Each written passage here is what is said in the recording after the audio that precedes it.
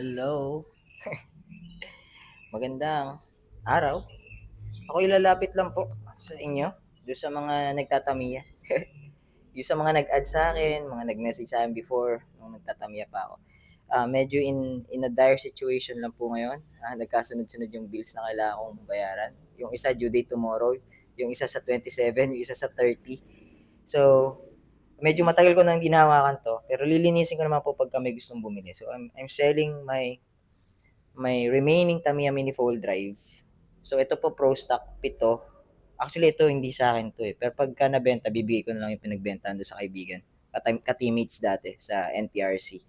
So may extra pa na calls. Alam ko po na hindi ganong ano yung Pro Stock kaya hindi ko rin siya mai-push, mai-out. But kung sakali lang yung mga may Pro Stock enthusiast na nakakaalala sa akin at gustong sumuporta, tumulong, medyo kailangan ko lang ng tulong ngayon. And um, binebenta ko siya dati 2.5 eh, kaso hindi active yung Pro Stock.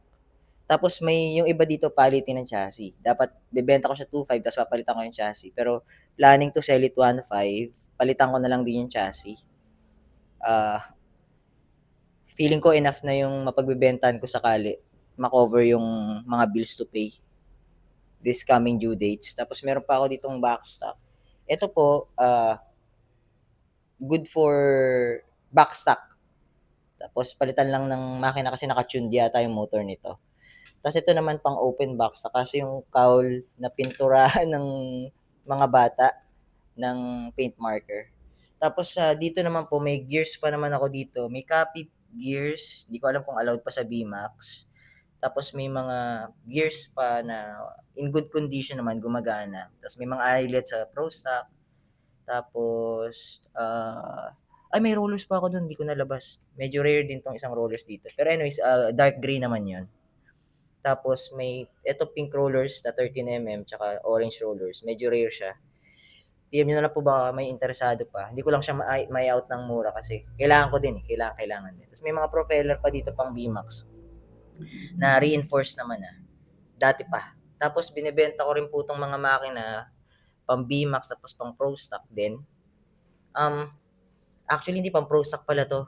Kasi yung mga power dash yung mga makina nito. Kung naalala niyo po yung Pro Stock ko, power dash na nilalagay ko. Kumbaga from Hyper Dash 3, nag-move na ako sa power dash.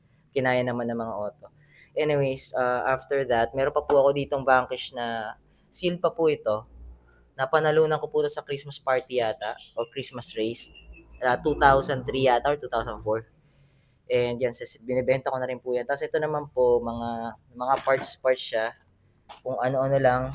Pero may mga brand new pa rito. Tapos makikinis pa yung iba. Gusto nyo lang po akong tulungan. And available po yan. Binibenta ko na lahat po yan. Ina-out ko na lahat. Ito rin po. Ayan, mga gulong pa, mga mugs. Gusto nyo mag-experiment. Meron pa dito. Ito. Yung mga pinagtabasan kasi kinuha ko lang dito yung mga pang rear. Ito pang front. So mga narrow na mugs. Tapos ito naman po, ito, may mga brand new eyelets pa dito. Nasa 80 to 100 din yung presyuhan. Mga rear, medyo mahal ng konti, 100. Tapos may mga rollers pa po dito, pang Pro Stock nga lang po kasi yung mga BMAX ko na ibenta ko na talaga. Tapos yung mga spoiler na baka kailangan nyo pang display. Yan, mga rollers pa po dito pang backstock. Marami po ito. But may mga DPR pa din po. Tapos may mga DPR screw din ako. So, ilalapit ko na po sa inyo. And nagme-message po pala ako sa lahat ng friends ko or mga nag-add sa akin. Especially mga Tamiya Mini 4-Drive Racers. Tapos yung mga kamag-anak ko, tapos mga friends ko. Nagre-reach out ako kasi nagre-raise ako ng funds. Kasi nag-aaral po ako ngayon, grade 11.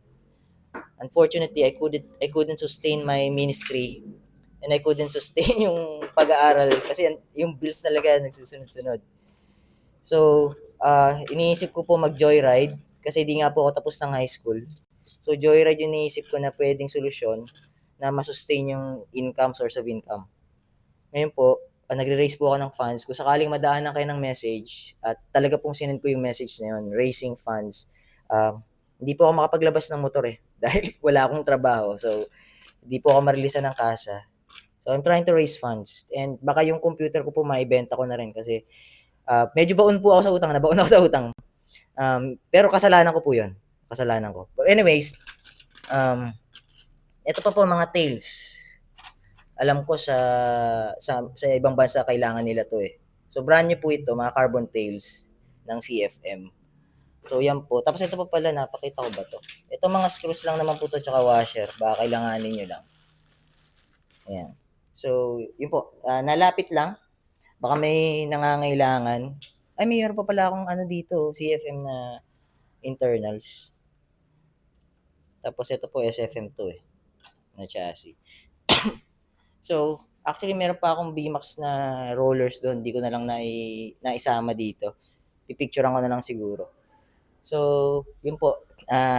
Lapit lang ng tulong sa mga Tamiya racers. Doon sa mga ka-churchmate ko, kung mapanood niyo po ito, wag niyo pong wag niyo na pong pansinin. Hindi po ako lumalapit ng tulong sa mga churchmates.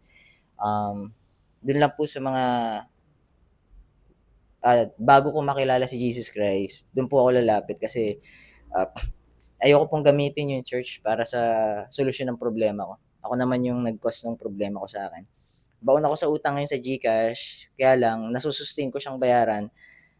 Ayoko lang masira talaga ayoko masira eh. Ayoko masira na hindi makapaghulog, hindi makapagbayad. So eto, medyo challenging talaga, struggling. So just in case lang na baka may interesado dito sa Pro Stock lalo, kahit po 1.5, pero maayos po yung ano nito. Nag-podium na rin po yung karamihan dyan if hindi man lahat. Meaning ng podium, alam niyo na po yun, nanalo na rin, nanalo na rin sa race. And yeah, kung mapagbigyan niyo ako ng 1.5 isa, may kasama na po tong battery. May kasama na po tong battery tsaka makina. Pwede nating gawing ano, Hyper Dash 3 tsaka Power Dash na yung kasama nitong makina sa halagang 1.5. Yung cowl pa lang pa naman po nito medyo mahal na eh.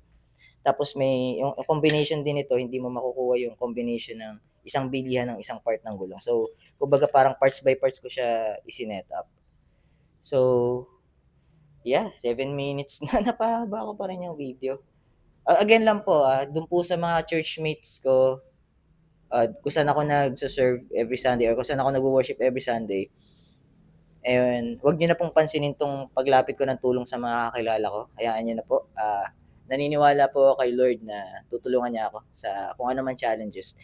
Tapos naman po sa mga tutulong sa akin, huwag po kayong mag-alala. Matapos ko lang yung high school ko, planning to go back sa call center kasi ipupurso ko po yung college. It's either psychology or English education major English yung te-take ko. Pero kailangan ko lang pong makatapos ng high school para makapagtrabaho po ako sa call center tapos magwo-working student po ako. Tulungan niyo lang po ako. Pasensya na po at nalapit ng tulong.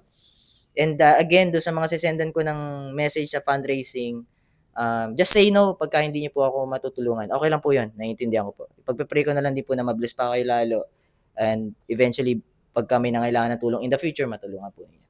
So, maraming salamat. Di ko na mapakita yung mukha ko tsaka yung katawan ko kasi nakahubad ako eh, mainit. Anyways, God bless you all. Hindi man tayo parehas ng pinaniniwalaan Diyos, pero ang dalangin ko ay makatagpo niyo ang Diyos. Makilala niyo ang Diyos. Yeah, this is me being honest, blatantly honest, as in talagang humbly surrendering myself to God and my situation unto God na wala talagang pride and ego. Talagang medyo down na down ako itong panahon na ito. Sa worldly lang po, worldly point of view. Gusto ko lang po linawin yun challenging ang lakad and ganun po talaga siya. Hindi po siya prosperity gospel na pagka nakilala mo yung Diyos, magbabago na lahat. Hindi po. Talagang lalakaran po natin yung trials and tribulations and also persecutions. Doon po sa mga fellow Christian. So, huwag po kayong masilaw sa prosperity gospel. Ang mas maganda po yung security na after ng buhay natin dito sa lupa, sa Diyos po tayo babalik. Hindi po kay Satanas. So, pasensya nyo, nakapag-share ako ng konting ng salita ng Diyos or about sa Diyos. Pero yun nga po, kung meron po kayong mga bagay na interesado rito, maganda po sana kung baka gusto nyo bilhin na yung fleet. Kung pa isa-isa naman po, okay lang din. Pero kung bibili niyo yung fleet tapos gusto niyo palitan ko yung sa 1.5 papalitan ko na yung chassis. So ibig sabihin luluwas ako sa ano, sa TU, bibili ako chassis. Pero ano po 'to, maganda naman po yung takbo niya. Maayos naman po yung takbo niya. Tapos po pala may mga DPR pa akong bago. Pwede kong palitan ng DPR kung sakali. Doon sa mga Tamiya racers ng Prozac, alam niyo na po yung DPR. So ayan, nagkalat na ako dito. 10 minutes. Sige po, message na lang po kayo kung interesado po kayo sa pagtulong sa akin. Tapos kung medyo naiinis kayo sa akin, okay lang po yun. Naunawaan ko po yun. And nakakainis po talaga ako noon. And baka tingin nyo sa akin hipokrito ngayon. And di ko po maiaalis sa inyo yun kasi ganun po talaga. Mahirap paniwalaan ng pagbabago. Mahirap talaga. Hindi siya madali. So by the way, ito pong rollers na to, egg yolk, 13 mm. So, tapos ito dark gray. So, ibig sabihin po, maayos po yung mga rollers natin. Okay, sige. Tama na yung promotion. Maraming salamat po. Ingat po kayo. God bless.